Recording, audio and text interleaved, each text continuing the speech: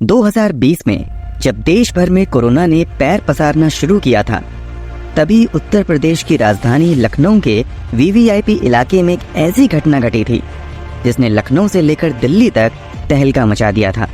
मामला double murder का था और ये मर्डर मुख्यमंत्री योगी आदित्यनाथ के ऑफिस से महज चंद कदम की दूरी पर स्थित रेलवे के एक बड़े अधिकारी के बंगले में हुआ था।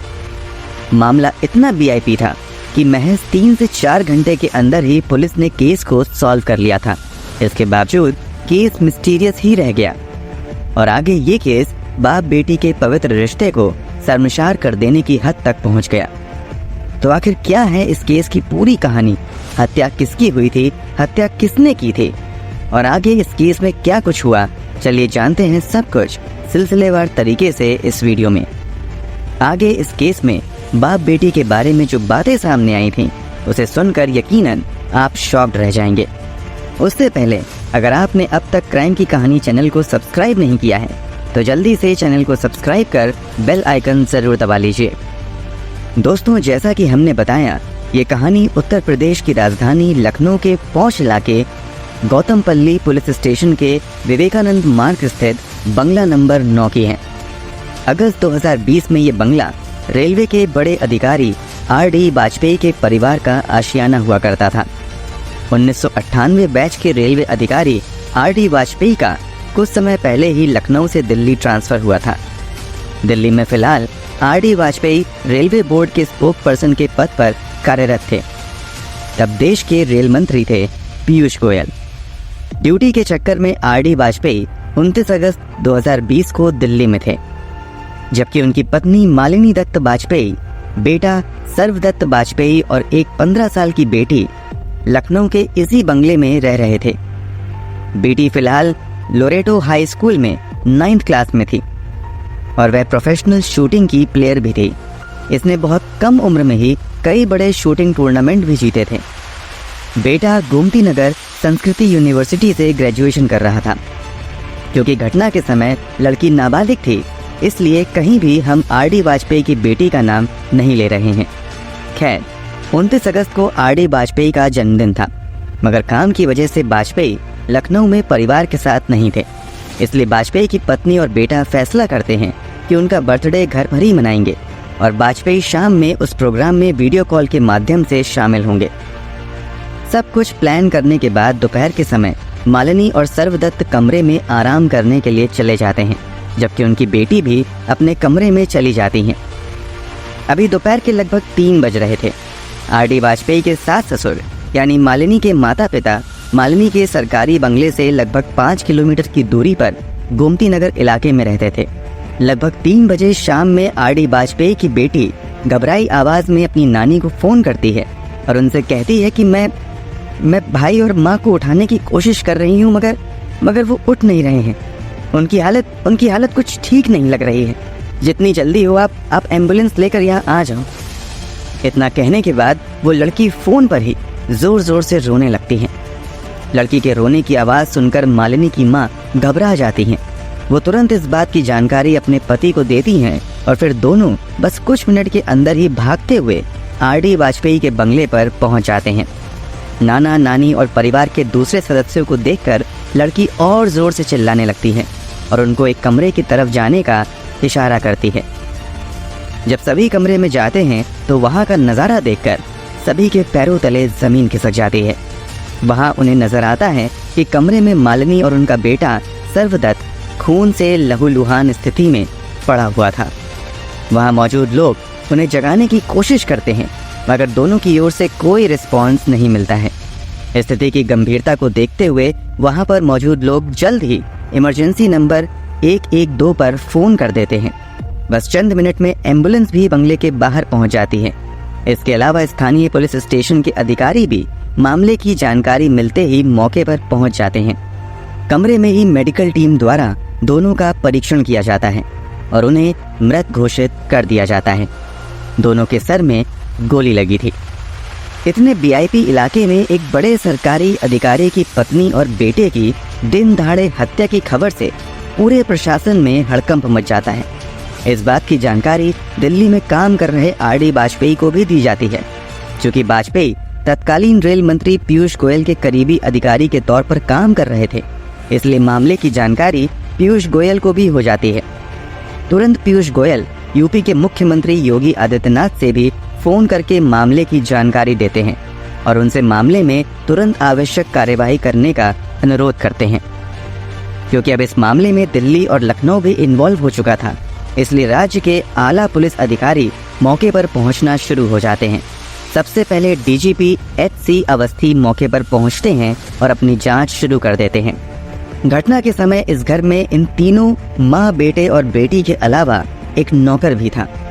पहले शक नौकर पर जाता है कि कहीं नौकर ने तो कुछ गलत नहीं किया है, मगर शुरुआती कुछ ही देर की जांच के बाद नौकर शक के दायरे से बाहर हो जाता है। अब पुलिस दूसरे एंगल से जांच करना शुरू कर देती है कि कहीं बाहर से आकर तो किसी ने इन दोनों की हत्या नहीं कर दी, मगर जल्द ही पुलिस इस संभावना को भी खारिज कर देती है, क्योंकि जांच में कहीं से भी घर के अंदर किसी बाहरी व्यक्ति के आने के संकेत नहीं मिलते हैं। अब इस मामले में पुलिस की कोई मदद कर सकता था तो वो थी घर में मौजूद लड़की। जब पुलिस वाले इस लड़की से पूछताछ शुरू करते हैं तो वो कुछ भी बताने से इनकार कर देती है और कहती है कि जब पापा आएंगे तभी मैं उन्हें सब कुछ बताऊंगी। जिस दिन ये घटना घटी थी उस समय तक देश में कोरोना का प्रकोप बढ़ चुका था और हवाई जहाज का परिचालन भी बंद हो चुका था। इसलिए मामले की जानकारी मिलने के बाद आर.डी. वाजपेयी कार से ही दिल्ली से लखनऊ आ रहे थे। बेटी की जिद थी कि पिता के आने पर ही वो सब कुछ बताएगी, मगर फिर भी पुलिस वाले संयम और समझदारी से जांच आगे बढ़ाते हैं और लड़की से इस घटना के बारे में कुछ जानकारी निकालना शुरू कर देते हैं। पूछताछ के दौरान लड़की अजीबोगरीब हरकत करती रहती है और वह घर में भूत प्रेत होने जैसी बातें करती रहती है।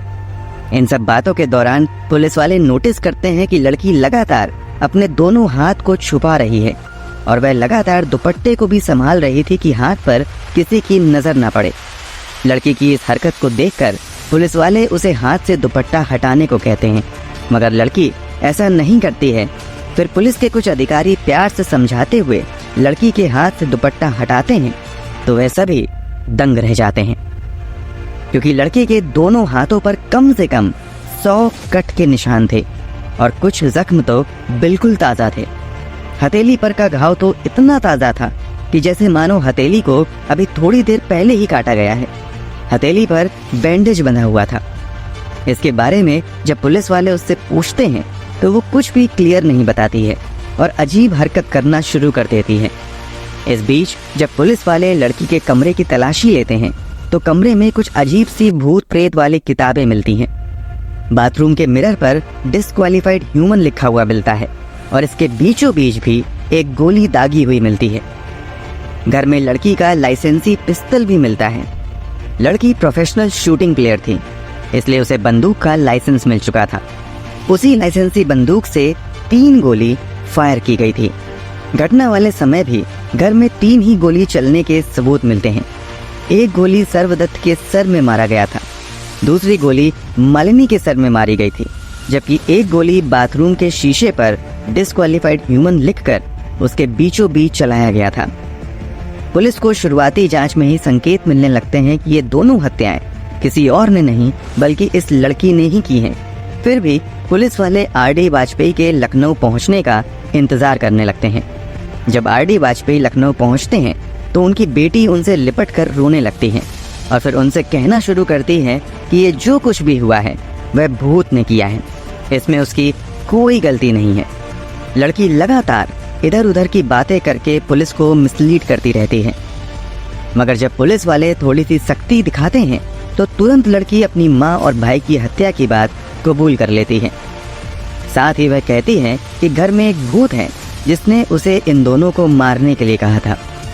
पूछताछ में लड़की ये भी कहती है कि मैं उस भूत के बारे में पिछले काफी समय से अपनी माँ और भाई को बताया करती थी, मगर उन लोगों को भूत के होने का यकीन ही नहीं होता था। पूछताछ में खुलासा होता है कि जब मालिनी वाजपेयी अपने बेटे के साथ आराम करने चली जाती थी तब लगभग 3 बजे के आसपास उनकी बेटी अपनी लाइसेंसी पिस्तल लेकर अपनी माँ के कमरे में दाखिल होती है और बिना किसी को कुछ कहे सीधा फायर अपनी माँ के सर पर कर देती हैं। क्योंकि लड़की ऑलरेडी प्रोफेशनल शूटिंग प्लेयर थी, इसलिए उसका निशाना बिल्कुल भी नहीं चूकता है और गोली सीधे उसकी माँ के सर के बीचों बीच जाकर लगती है, जिससे उन्हें उफ तक करने का मौका नहीं मिलता है और वो वहीं पर मर जाती हैं। लड़की का भाई पास में ही आराम कर रहा था। वह कुछ समझ पाता उससे पहले ही लड़की उसके सर में भी गोली मार देती है और वह भी वहीं पर ढेर हो जाता है। दोनों को गोली मारने के बाद वो पास में ही रखी हुई एक बेडशीट इन दोनों के शरीर पर डाल देती है। फिर वो अपनी नानी को फोन करके कहानी बनाना शुरू कर देती है। घटना के लगभग 4 घंटों के बाद ही पुलिस वाले खुलासा कर देते हैं कि रेलवे अधिकारी आर.डी. वाजपेयी की पत्नी और बेटे की हत्या किसी और ने नहीं बल्कि उनकी ही नाबालिग बेटी ने की है। हालांकि पुलिस वाले साथ में ये भी बताते हैं कि लड़के की स्थिति से पता चलता है कि वो गहरे डिप्रेशन में है और उसकी दिमागी हालत ठीक नहीं है। उसने डिप्रेशन की हालत में ही अपनी माँ और भाई की हत्या कर दी है।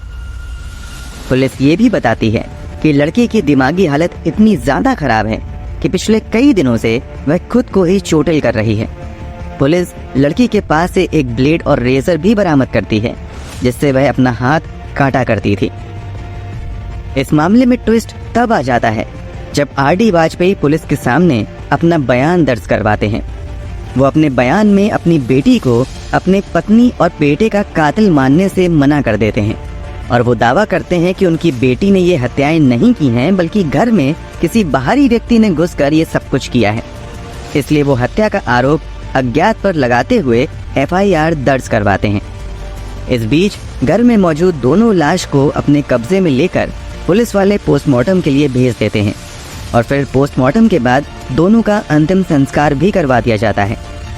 लड़की की हालत तब तक इतनी ज़्यादा खराब हो जाती है कि वो अपनी माँ और भाई के अंतिम संस्कार में भी शामिल नहीं होती है और वो अपनी नानी के साथ उनके घर पर रहती है।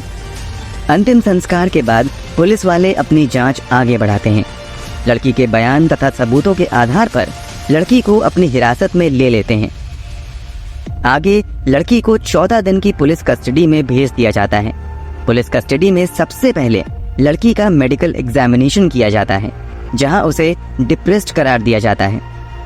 फिर लड़की को जुवेनाइल कोर्ट में पेश किया जाता है। यहाँ आर.डी. वाजपेयी अदालत से रिक्वेस्ट करते हैं कि उनकी बेटी की हालत ठीक नहीं है, इसलिए उसे जेल में रखने की बजाय उनके घर में ही कस्टडी में रखा जाए। Court RD. वाजपेयी की इस रिक्वेस्ट को मान लेता है और फिर लड़की को उसके घर में ही कस्टडी में रखा जाता है। साथ ही सिविल ड्रेस में पुलिस वाले उसके घर पर तैनात कर दिए जाते हैं। आगे इस मामले में पुलिस बहुत कुछ नहीं कर पाती है क्योंकि लड़की दिमागी तौर पर बीमार पाई जाती है। उसका इलाज साइकेट्रिस्ट द्वारा किंग जॉर्ज मेडिकल कॉलेज में शुरू होता है। आगे इस केस में लड़की के खिलाफ बहुत कुछ नहीं होता है। जल्द ही उसे अदालत द्वारा बेल भी मिल जाती है और फिर कुछ महीने बाद लड़की अपने पिता के साथ दिल्ली में ही रहने चली जाती है। धीरे धीरे लोग इस केस को भी भुला देते हैं। इसी बीच लगभग 1 साल का समय भी बीत जाता है। तभी एक बार फिर से आर.डी. वाजपेयी और उनकी बेटी जबरदस्त तरीके से चर्चा में आते हैं और इस बार इन दोनों के चर्चा में आने की वजह बहुत ही शर्मनाक और भयानक थी। जिस नाबालिग लड़की पर पागलपन की हालत में अपनी माँ और भाई की हत्या का आरोप लगा था, वही लड़की 23 नवंबर को अपने पिता आर.डी. वाजपेयी तथा अपनी बुआ पिंकी तिवारी के खिलाफ अलीगंज थाने में रिपोर्ट दर्ज करवाते हुए शिकायत करती हैं कि उसके पिता 2013 से ही उसका शोषण कर रहे हैं। इतना ही नहीं, लड़की दावा करती है कि माँ और भाई की मृत्यु के बाद जब वो दिल्ली में अपने पिता के साथ रहने गई तो वहाँ उसकी बुआ ने जबरदस्ती उसे पिता के कमरे में भेजना शुरू कर दिया था। लड़की अपने पिता और बुआ पर इतने गंभीर आरोप लगाती है कि पिता और बुआ के खिलाफ पॉक्सो एक्ट के तहत मामला दर्ज तो किया ही जाता है, इसके अलावा उन पर छेड़खानी और बलात्कार की धाराओं के तहत भी मामला दर्ज किया जाता है। चूंकि बेटी ने अपने पिता और बुआ के खिलाफ मामला दर्ज करवाया था, इसलिए मामला दर्ज होने के बाद ये दोनों आरोपी स्थानीय अदालत में जाकर अरेस्ट स्टे ले लेते हैं, यानी पुलिस उन्हें चाहकर भी गिरफ्तार नहीं कर सकती है। अब इस केस की मौजूदा स्थिति की बात करें तो अदालत में साबित हो गया कि लड़की ने डिप्रेशन में आकर ही अपनी माँ और भाई की हत्या की थी, इसलिए उसके खिलाफ कोई भी कठोर कार्रवाई नहीं की गई। और मामला आज भी अदालतों की फाइलों में पड़ा हुआ है। वहीं लड़की ने जो आरोप अपने पिता और बुआ पर लगाया था, उस मामले में दोनों को आरोपी बनाते हुए पुलिस 2022 में चार्जशीट फाइल कर देती है। फिलहाल ये मामला भी अदालत में चल रहा है। दोस्तों, ये पूरी कहानी जानने के बाद आप क्या कहना चाहेंगे? कमेंट बॉक्स में ज़रूर बताएं। अगर आपको हमारी मेहनत पसंद आई हो तो इस वीडियो को लाइक और शेयर ज़रूर करें। अगर आपने अब तक इस चैनल को सब्सक्राइब नहीं किया है तो चैनल को सब्सक्राइब करने के बाद बेल आइकन ज़रूर दबा लें। क्राइम की दुनिया से जुड़ी ऐसी ही कहानियों के लिए हमारे साथ लगातार जुड़े रहें। धन्यवाद।